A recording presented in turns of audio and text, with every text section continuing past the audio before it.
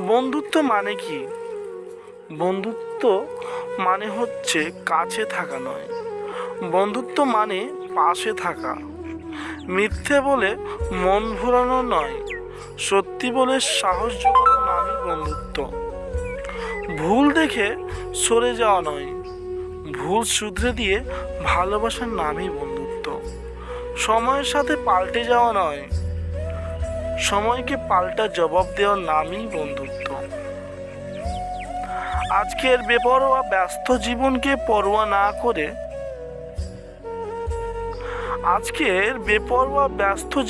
পরোয়া না করে কেমন আছিস জানতে চাওয়ার নামই বন্ধুত্ব। শুধু ফটো সেশনের আলোর ছটায় কাঁধে হাত রাখা নয়, একাকিত্বকে অন্ধকারের হাত রেখে নামই বন্ধুত্ব।